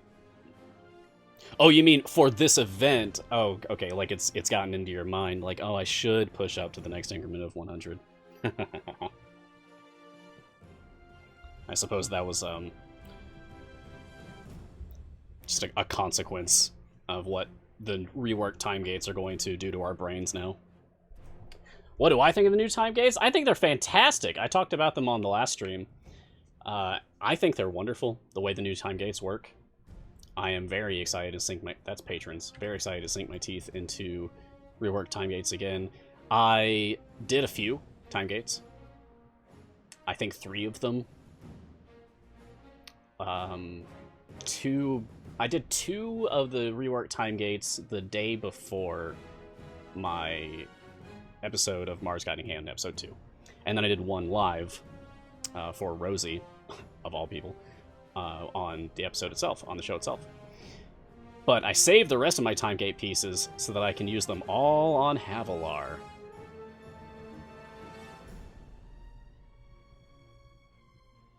But also, can I?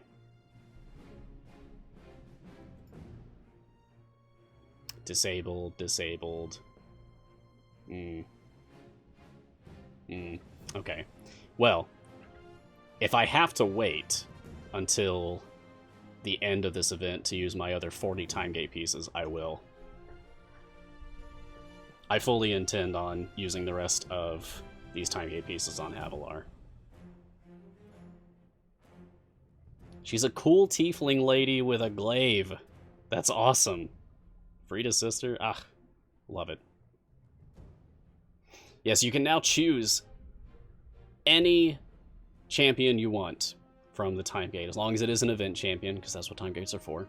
You can choose any champion from the reworked time gates, and it still follows the same rules as the previous version of the time gates did, where if you continue choosing the same champion, the requirement to get the reward, the stage requirement that you have to progress up through to get the reward, will continue to raise higher and higher and higher until you don't choose them, until you choose someone else, and then it will decrement again.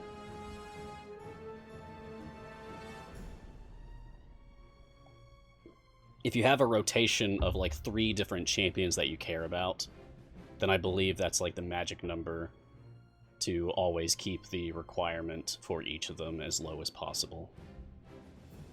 You do 1, and then the requirements will go up by 50. So you do a different one. The first one's requirements go down by 25. The second one's requirements will go up by 50. And then you pick a third one. The first one goes down by 25.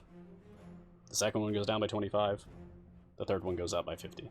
So you go back to the first, and you just rinse and repeat. I think that's the magic number for cycling through time gates without making them more difficult on yourself. Put the imp familiar on Havilar. Haha. Okay, sure thing. I do feel like certain familiars should be used in certain places. It's just more appropriate. Like, Stinky, the cranium rat, should go on Strix, for example. And where is Boo? Here's Boo. If we had Minsk out, I would have Boo on Minsk. You know, there's even a little bit of a surprise if you use a certain familiar on a certain champion. Some people know what I'm talking about in the chat, I'm sure. It's a little Easter egg. This game has Easter eggs, if you didn't know. Not too many, but there are a few. And they're fun little things.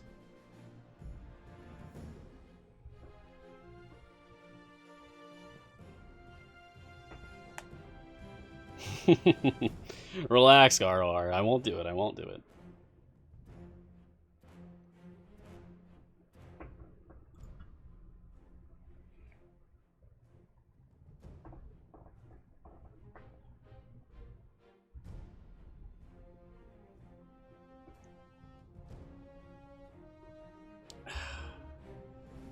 If you open a time gate on a champ again, can you get the silver chest again? Silver Griffin asks. Yes. So just open your time gate for the champion you choose. And make sure that you push to the highest increment of 100 that you can for the stages cleared. That will get you silver chests for every increment of 100 that you clear for the first time on that time gate. Then close that time gate. Open another one. It could even be for the same champion. And then you will have the chance to get more silver chests for doing the stage 100 clears again.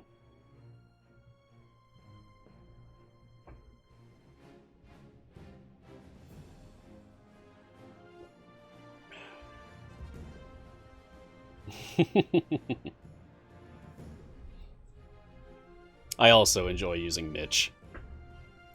I think the skin looks so much better than the default skin, personally. How did we get this one again? Was it second anniversary? Was Mitch the Mind Flayer Hitch skin from the second anniversary of the game? I think that was it.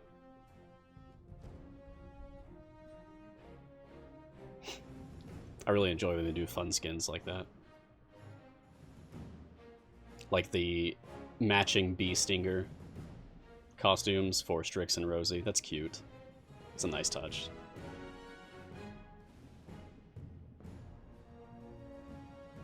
Yeah, when the Mind Flayer Hitch skin came out, I had a sudden newfound interest in using Hitch as DPS. Just because it looks cool. I wanted to have a Mind Flayer DPS character on the field that just sounded awesome. So I played that for a while. Any plans of releasing Tier 4 blessings from the first 3 campaigns? I wish! That would be cool. I mean, we have them. We have Tier 4 blessings. Here and there. Oh. But not for Waterdeep Dragon Heist. We don't have Tier 4 yet for this. Nor for, Baldur's Gate Descent into Avernus.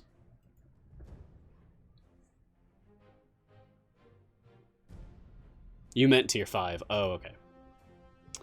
I would like that. I don't make that decision, though. That's not up to me. I'm a player like you guys. I'm just a particularly informed player. Very, very, very passionate.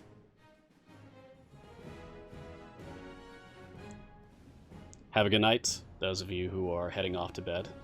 Rest well. Thank you for being here with the stream. We've got another about 20 minutes for this week's episode. So if anyone else has questions about the game, any advice you want, or anything you'd like me to test for you since I've got Havilar out here, I'm happy to do that for you. I'm loving the beard. Thank you very much. I take good care of it. It's nice and soft. When did I start playing? September 22nd, 2017. I am at just over 13,000 hours played, according to Steam. And that's just with this account. I have multiple accounts. I probably have maybe 1,000 hours total on all of my other accounts combined. Maybe. Havilar needs imps. Yes, Havilar does. Let's put the imps out. So Havilar's ultimate is unique in Idle Champions in that, well, first of all, it's a very fast cooldown starting off, but Havilar summons imps to aid her. She will always summon Mott, and then one random imp. Well, nope, not random. It cycles between Dembo, Ola, or Bosch. They have different effects. So these imps are going to stay active now until we use her ultimate again, which, if you hover over now, you'll see it has changed. It has become Heroic Sacrifice. So whichever one of these imps isn't Mott, which I assume that the top one that's Mott, the bottom one here is a slightly different color, it will leap forward and explode, which will do huge damage, slows everything, and then her ultimate will revert to summon imps again, and Mott will disappear halfway through the cooldown for that. So we can see that here. Okay, the second one's gone, Mott's still there. Now Mott's gone, and we have our cooldown still going, and now it's back up. Now we can summon them again, and now I have a different imp. So if we keep a familiar on there, you'll see cycling through imps a lot more quickly. That's precise. Well, I get asked that a lot, C&E. You might be surprised how often that comes up with people asking me. It's like at least every month somebody asks me when I started.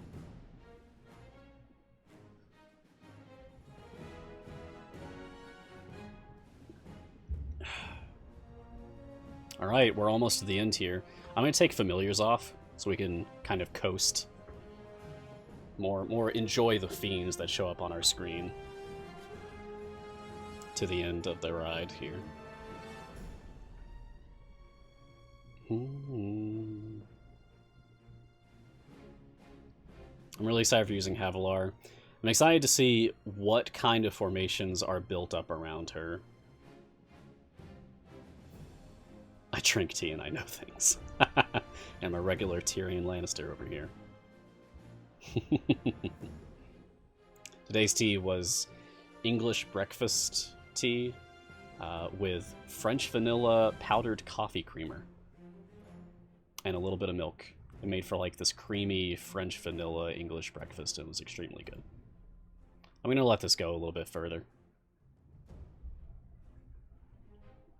Just a few minutes left in the stream anyway.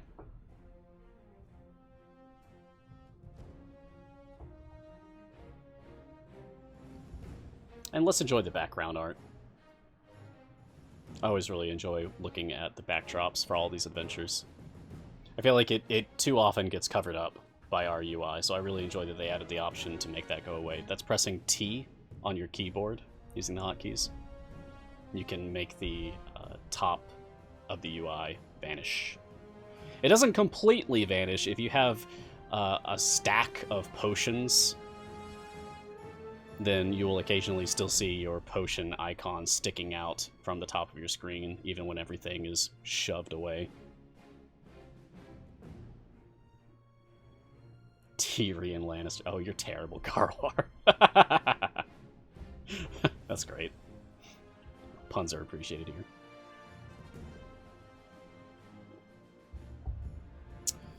Noob question. What do you spend your patron currency on? Great question. First and foremost, time gate pieces. Get time gate pieces, especially with the reworked time gates. If you can manage it, pick this up every week. Farm for enough currency to pick up time gate pieces from each patron every week. Outside of that, personally, I wouldn't really bother with the potions. After that, I would just save up. Like, any excess I have after getting the time gate pieces, I would save up for getting other things like Potion of Polish, or the limited skins, or the feats, those sorts of things. Once you have all of that unique stuff, at that point, I would say just spend your currency on getting your patron chests.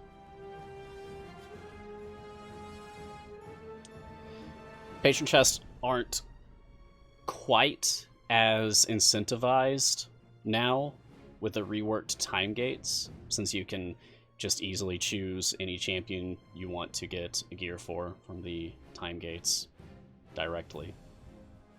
And certain champions cannot be used for any of the current patrons, such as Morgane. Can't use Morgane for any of the current patrons, so you can't get any of Morgane's gear from any of the current patron chests. Your only way to get Morgane gear, besides just purchasing it from the shop when it's available, is to do time gates for Morgane. You're very welcome. Happy to help. That's what I'm here for. I love this community, and I'll help you guys as long as you want me to. When should you start with the patron stuff? Hey, that's a great question. Common app. So, when should you start? It really depends on your playstyle. Like, if you're a very aggressive player, if you're playing this like every day, then I'd suggest getting started with patrons as early as possible. Honestly, at least just unlocking them so that you can access their shop and do free plays. As for doing patron variants in order to progress your patron influence and such, I don't think that's as important. Patron influence is necessary in order to get patron perks and in order to unlock like the ability to purchase certain things from the patron shops. And while those things are useful, they're not like game-breakingly important. If you still have base variants, as in non-patron adventure variants, left to do, then I would definitely prioritize those. They're going to be easier anyway, and you'll still get gems for it, so might as well do those. If you're at the point where, oh, I've done all of the base variants in the game, it's time to move to patrons if you haven't yet. But definitely unlock them as soon as possible. Yeah, you do need some influence to buy things, but it's really not a lot.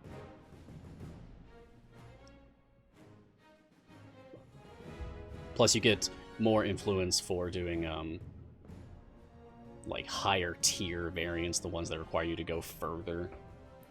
But it's deceptive too, because for certain patrons, some adventure variants are notoriously more difficult than they have any right to be.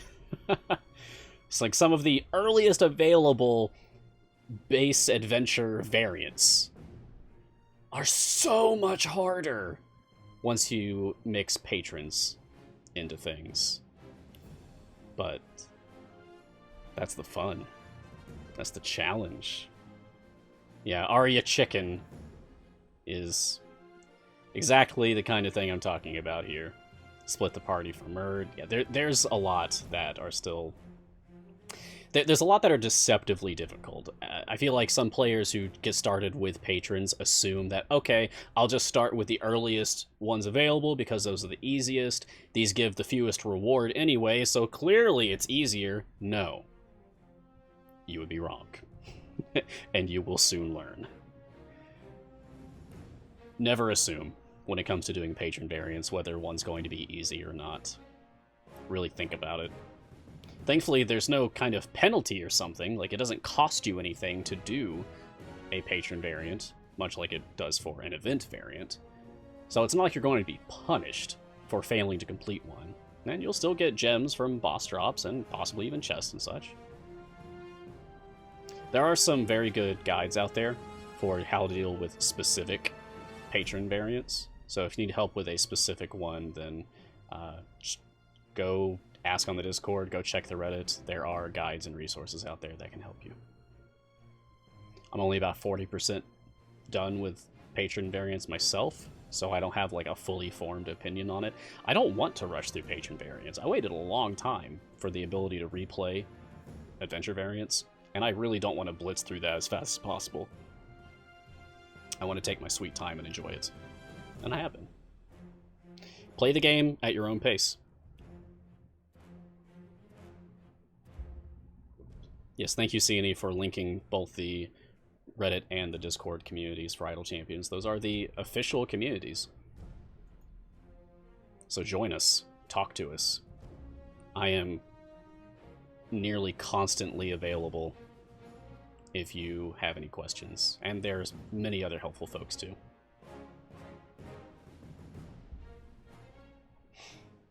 Okay, we're over stage 200 now.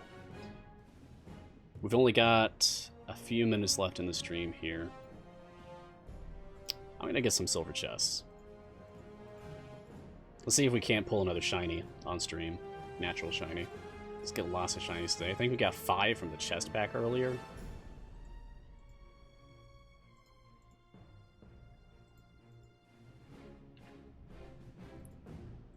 I think there's a potion of polish sitting in my inventory. Okay. I mean, I'll take item levels. I won't complain about that at all. Okay, cool. More item levels. Nope. Okay. No natural shiny today. Well, it would take the fun out of it if we got a shiny every single stream, right?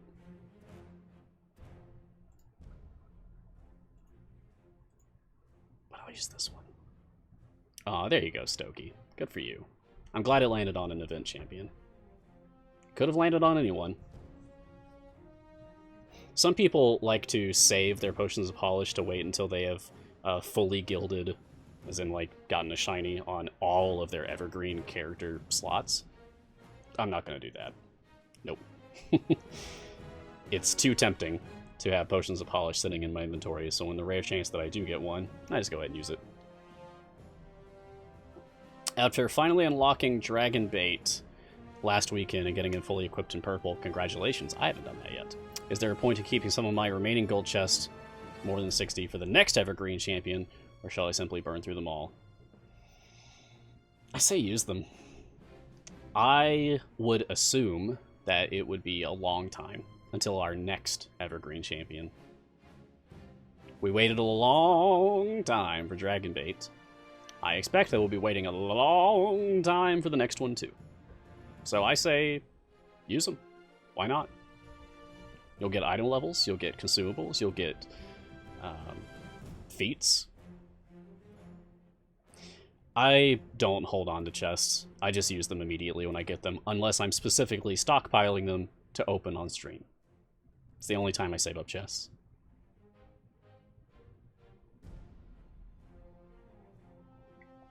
Who's stronger, Stokey or Ishii? Disregarding gear. Stokey, definitely. Ishii wants to be your DPS, so you need to build a formation around Ishii to make use of her, whereas Stokey doesn't. So Stokey is just more easily incorporated into any of your formations. She buffs anyone who's on the edge of the formation, which is most positions in most formations are on the edge. It's actually really hard to not be on the edge. And on top of that, she also applies a debuff, and right now the current meta is all about stacking debuffs. So yeah, between Stokey and Ishii, use Stokey. 100% use Stokey. And who doesn't love to see any original champions anyway? I'm looking forward to the day when we can have a full formation C&E original champions.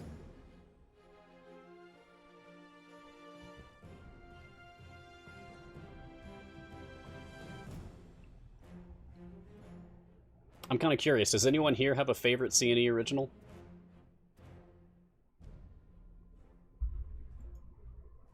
I'm not sure who I would pick to be my favorite out of the C&E original champions. Maybe Gromma, honestly. Gromma or Narak. I was expecting a lot of people to say Warden.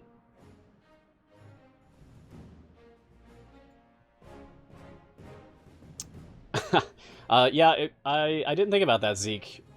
That it might be hard to know who the C&E originals are if you don't know where all of the other characters are from. It's like a process of elimination. Well, I know this one's from Acquisitions Incorporated, I know this one's from Companions of the Hall, this one's from Heroes of Erebus, so this one must be a C&E original, etc. Yeah, if you don't know that, maybe if they had an affiliation for being a C&E original character, or maybe I can put some kind of tag on them in my Champions visual aid. Yeah, I would love C&E if you could have a home team affiliation. That'd be pretty tight. Please do that. I mean, we have so many of them now, and I can only assume that we're going to be getting more as time goes on. It feels appropriate to give them an affiliation.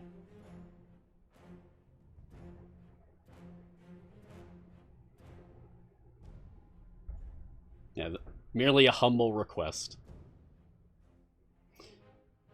Alright, we're wrapping up the stream now. So, any last minute questions or concerns? Yeah, Delana is from Baldur's Gate. Korth is C&E original. Yeah, Korth is an excellent character. I love it so much. My favorite detail of Korth is that Korth's name is from the Ghosts of Saltmarsh book. If you open up the Ghosts of Saltmarsh Dungeons & Dragons 5th edition book, and you go to the Lizardfolk information, you'll find a naming table there for Lizardfolk characters. Korth is on the list, and the meaning of these names in the Lizardfolk tongue is translated there. And Korth means danger. So we have a samurai lizard man named Danger. It might be the most flavorful character in this game. I love that so much. That's great detail.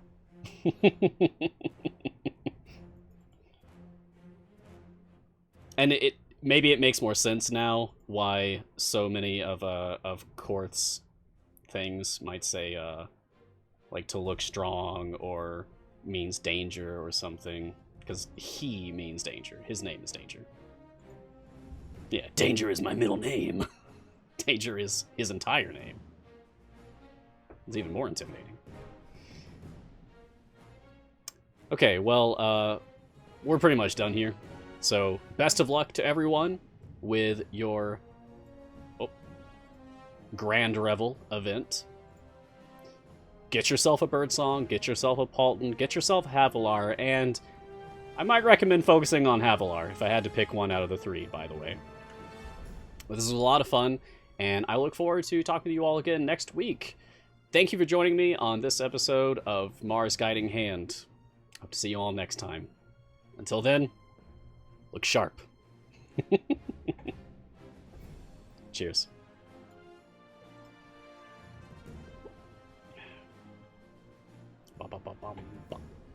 Mm-hmm.